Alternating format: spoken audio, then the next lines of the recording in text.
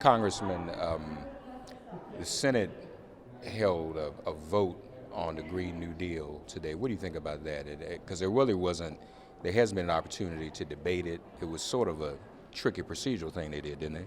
Well, Mr. McConnell has made it very clear that he was going to call a vote, not because he has any desire to see a cleaner environment, not because he believes that the asthma rate in the urban core around the country is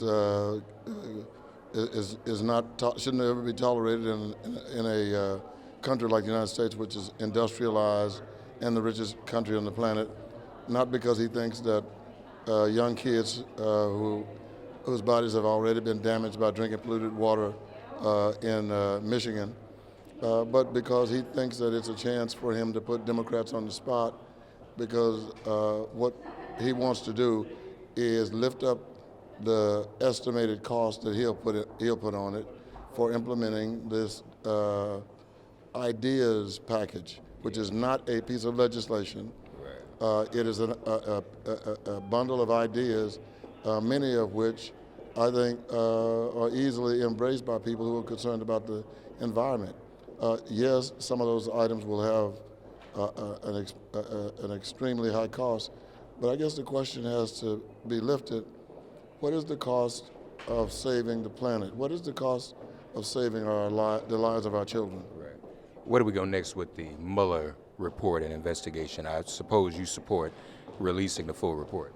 Yes. I believe that the president can't just throw out an empty statement and expect people to allow it to just sit there. The president said the entire report should be released. I believe that the entire report should be released for a couple of reasons. One, if it is not released, that will be a substantial portion of the U.S. population who will believe that what we heard from Attorney General Barr was not necessarily what one could get by simply reading the entire report. I doubt seriously if that report is numbered in the single digits. I would imagine that it's 200 or 300 pages, maybe 1,000 pages.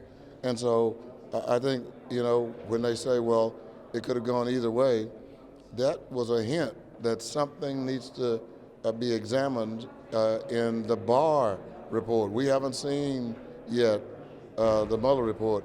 And I find myself wondering just how Bob Mueller, who I believe to be an ethical and honorable man, must be feeling right now to put 2 years of his life into a product only to have someone to extract from it 2 pages that may not reflect what he wanted to convey to the nation. Well, and I was reading also earlier that we looked carefully what his charge was. It wasn't only to necessarily find criminal behavior, but any information that linked Russia's collusion with the presidents or Russia's interference in our elections. So any information, even if it didn't rise to the level of criminality, it would seem we would want to hear about. Well, I chair the subcommittee on national security, international development, and monetary policy, and that means that we have the oversight for sanctions. I want to look now back at call hearings about sanctions that we've attempted to levy on Russia, where we didn't get the support of the president. I also think that Maxine Waters, the chair of our committee, is absolutely on target when she says she's going to subpoena the financial institutions that have been doing business with Donald Trump, when most other financial institutions have bailed on him as too risky a loan.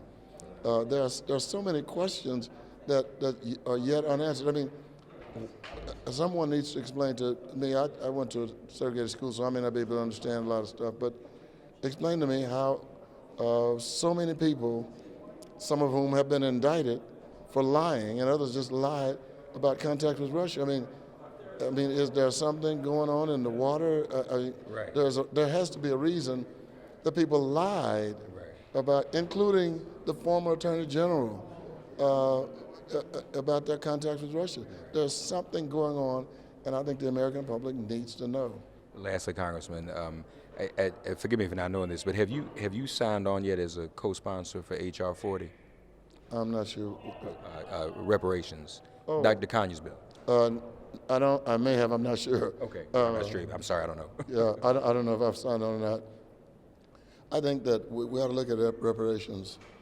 I support reparations, but I think we ought to look at it in a slightly different perspective than maybe what we have traditionally done, and that is, I don't want to check for $39.95 every year or for 3 months, and somebody said, well, this is for Frank Harrison Cleaver, who was owned by Henry Cleaver in Cherokee County, Texas. I don't want $39.95. I would like to have a massive programs put in place for the descendants of slaves. And I think we can design such a program in a way that would be of long-lasting benefit to the descendants of slaves. Every black person in the United States is not a descendant of slaves. And so I think now with all of the technology available, we can pretty much know who they are. I can go back 7 generations, so I know where I came from. But historically, because I used to be one of them, I used to go around and demand, we want our money. We want payment for what you did to us. I now believe that money ought to fund the most significant program that we can put together for the descendants of slaves. Because I think with the new bill, the original bill would have just studied the issue. The new bill would study the remedy. That's what the new bill does. Yeah, I'm not sure if I'm on there or not. But studying the issue certainly is something that I even think conservatives should support. I mean, what damage is done by looking at something and trying to talk about it, examine the possibilities. There's nothing wrong with it unless you just are resentful of the fact that how dare descendants of slaves think we owe them something. Yeah, and I know it would also include the vestiges from slavery, Jim Crow, segregation, lynchings, all of that. So, because now people consider that's just a continuation of even some of the stuff we see today. Yes. Thank you, brother. Good to see you, man.